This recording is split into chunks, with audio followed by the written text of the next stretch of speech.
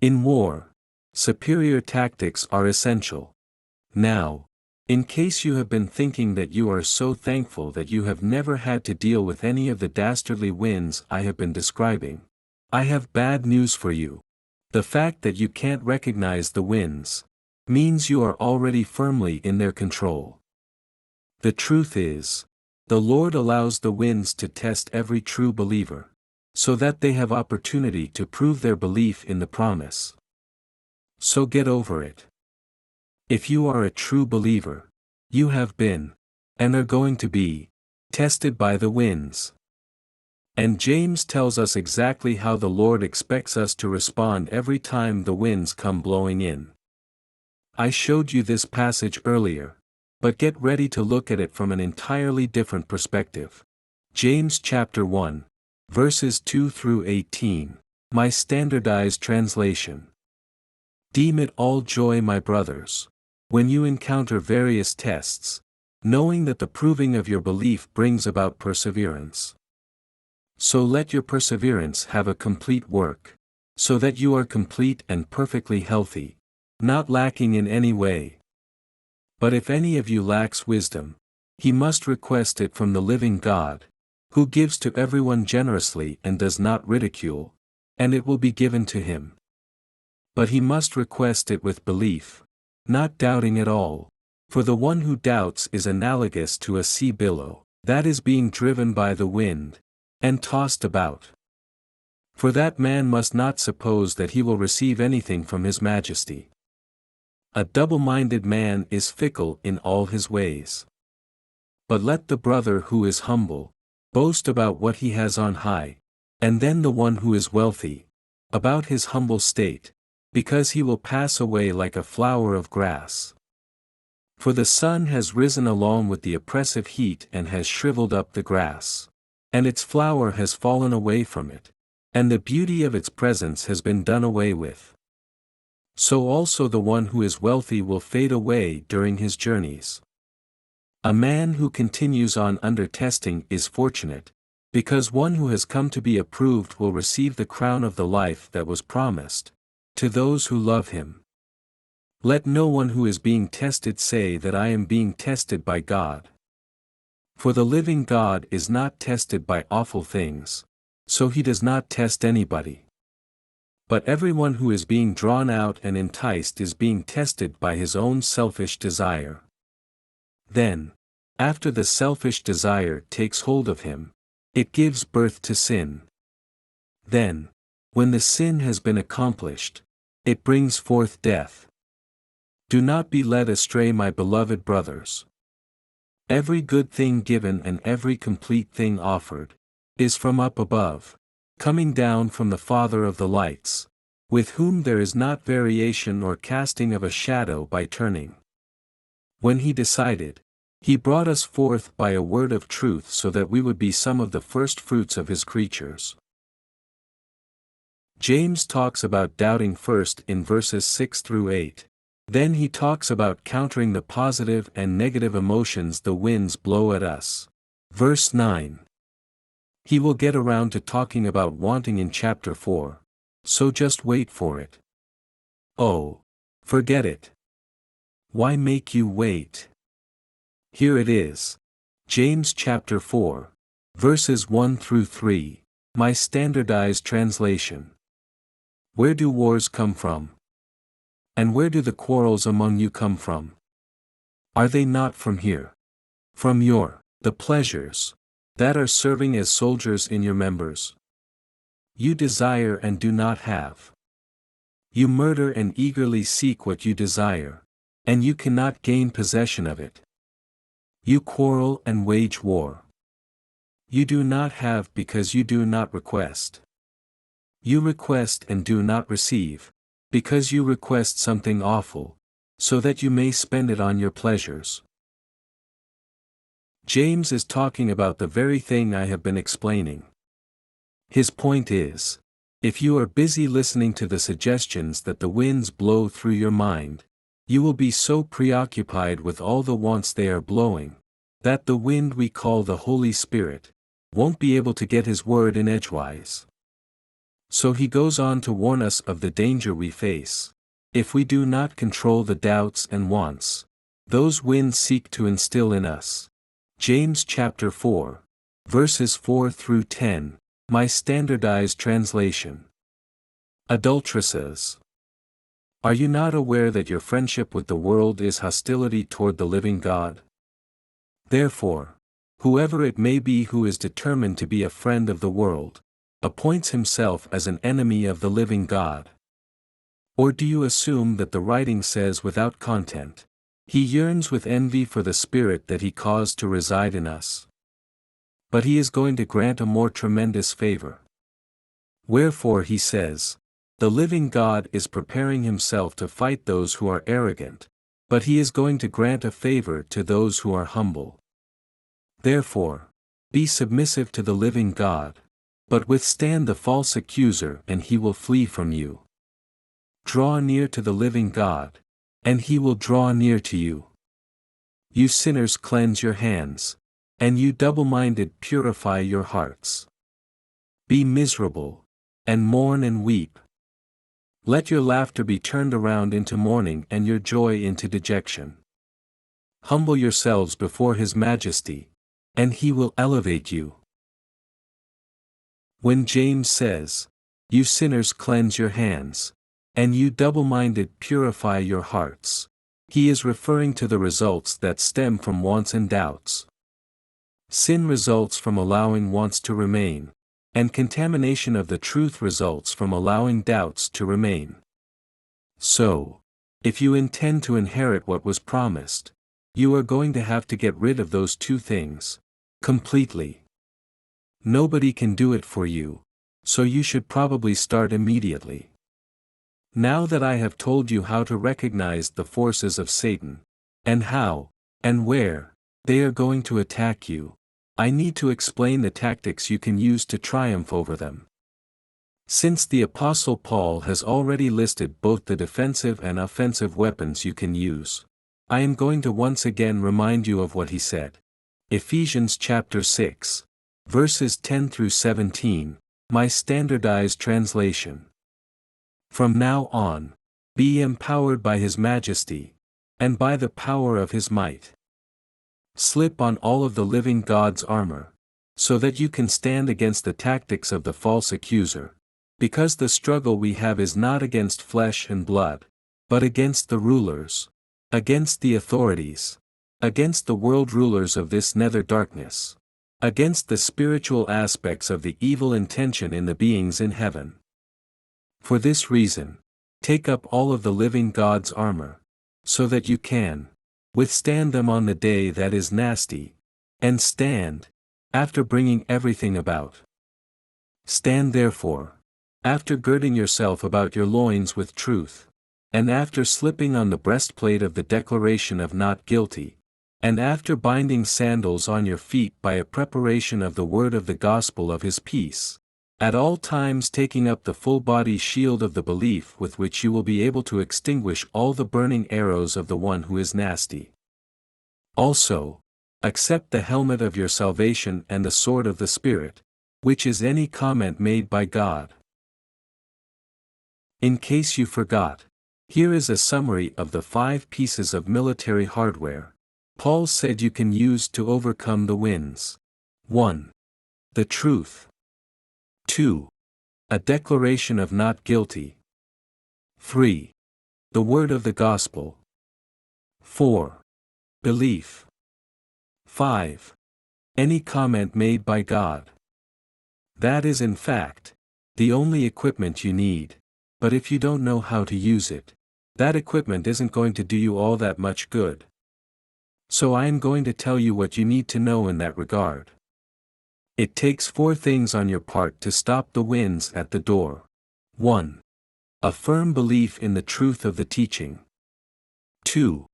Perseverance in your commitment to the Lord. 3. Discipline in watching what enters your mind. 4. A fierce determination to triumph over the winds. There are just a few simple things you have to know to neutralize the winds, but if you forget, or don't believe them, I can guarantee you that you will succumb to the winds in one way or the other. The first thing you need to know is something John tells us about the winds, spirits, that blow through the mind of everyone, including believers. 1 John chapter 4, verses 1 through 6, my standardized translation. Beloved brothers, do not believe every spirit, but prove the spirits, whether it is part of the living God, because a lot of false prophets have gone out into the world. By this you know the Spirit of the living God. Every spirit that acknowledges Jesus as the Anointed One, who has come in flesh, is part of the living God, and every spirit that does not acknowledge Jesus is not part of the living God. And this spirit is the spirit of the one who opposes the anointing, the one whom you have heard about, that he is going to come, yet is now already in the world. You are part of the living God, little children, and you have triumphed over them, because the one who is in you is more important than the one who is in the world. They are part of the world. For this reason, they speak as part of the world, and the world listens to them. We are part of the living God. The one who knows the living God listens to us. Whoever is not part of the living God does not listen to us. On this basis, we know the spirit of the truth and the spirit of the deception. John is talking about winds, spirits, that blow a lie through our mind, after we have had the misfortune of hearing it spoken by an agent of Satan. In what I have said to this point, I haven't said much at all about hearing a wind spoken by some visible windbag that Satan has recruited, but the same rules apply. We are surrounded by people who propagate lies the winds have sown in their minds. You hear them everywhere. And the winds are constantly bringing to our mind lies that have been spoken by others, even those who are closest to us, and suggesting that we believe them. So the tactics I am describing here apply just as well to things you have heard audibly, spoken by some knucklehead, who had no idea as to whether what he said was true or false. My concern here is that you learn how to recognize the winds that speak to you inaudibly. The main thing you need to keep in mind is this. The battle you have been called to fight is in your mind, no matter where the wind comes from. But my reason for showing you what John said was so that I could point out one statement he makes that you must never doubt or forget. 1 John chapter 4, verses 4 through 5, my standardized translation. You are part of the living God, little children, and you have triumphed over them, because the one who is in you is more important than the one who is in the world. They are part of the world. For this reason, they speak as part of the world, and the world listens to them. What John had in mind when he wrote that is this: if you have been born again, you have received a formal declaration of not guilty from the Lord. That declaration came in the form of a wind, spirit, that took up residence in your heart, mind, when you admitted you were a sinner and apologized to God. But the wind, spirit, that you received is not some peon wind like those that Satan sends out to hassle peons like you and me. It is instead the royal wind that blows from the throne of the King of Kings and Lord of Lords. Therefore, since the essence of that royal wind resides in us, we are children of the living God, or as John says, part of the living God, and every other wind has to leave our mind as soon as we identify it, and decide that we don't want it there. The key is, you first have to realize that stray winds have been blowing through your mind all the time. Without that, you will go on believing every thought that comes into your mind, thinking it is your own. It may take you a while to learn how to make a distinction between your own thoughts and the things that the winds blow through, testing you to see if you will decide to drift on the wind. But if you are diligent in observing what is going on in there, You will eventually see that the winds are assiduously working the progression I showed you above. 1. That you believe or doubt something. 2. That you feel or want something. 3. That you do something. After you have determined that some thought is just a wind blowing through your mind, you need to make note of what it was, because it is a sure bet that you will see that same wind blow through again in the future, and you need to be able to recognize it when it comes around. That is because the winds have already trained you to react a certain way to that particular wind, and they are using your habitual reaction to it to control you. They began training you when you were young, and they are still working at it, creating you in their own image and likeness. For that reason, I am going to explain how you can untrain yourself and train the winds to leave you alone. As soon as you realize a stray thought is a wind trying to influence you in some way, you must say to yourself immediately, "That's not me." The reason for that is this. The winds love to make us feel bad by blowing a nasty thought through our mind and then condemning us for thinking that thought.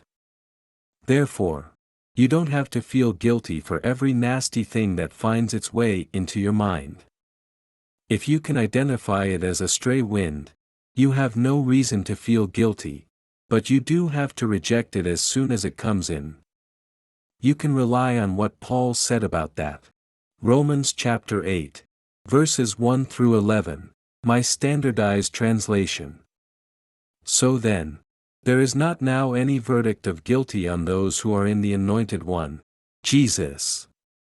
For the law of the Spirit of the life in the Anointed One, Jesus, has freed you from the law of the sin and the death.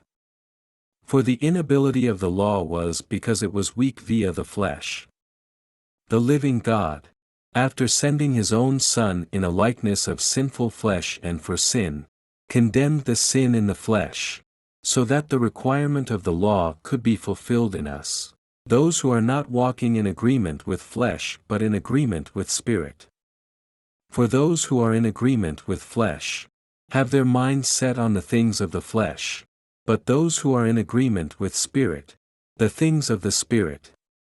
For the mindset of the flesh is death, but the mindset of the Spirit is life and peace, because the mindset of the flesh is hostility toward God, for it is not submitted to the law of the living God, for it is not even able. So those who are in flesh cannot please God, but you are not in flesh but in Spirit, if indeed God's Spirit is residing in you. So, if anyone does not have the Anointed One's Spirit, this individual is not his. So if the Anointed One is in you, on the one hand, the body is dead because of sin, but on the other, the Spirit is life because of a declaration of not guilty. So if the Spirit of the one who raised Jesus from those who are dead is residing in you, the one who raised the Anointed One from those who are dead will also give life to your mortal bodies via his Spirit residing in you. The danger in what I have just told you is this. If you accept a wind that blows through your mind and make it your own, by not immediately rejecting it, you become one with that wind, because you believed it, and the thought or feeling is yours. That's just another way of saying, you are what you believe. So don't accept a wind and lie to yourself, telling yourself you did not allow that wind to remain, when the truth is, you wanted to feel or want whatever it was blowing your way. Just confess your sin and ask for forgiveness. When you realize a stray thought is a wind, you must consciously decide that you don't want it there.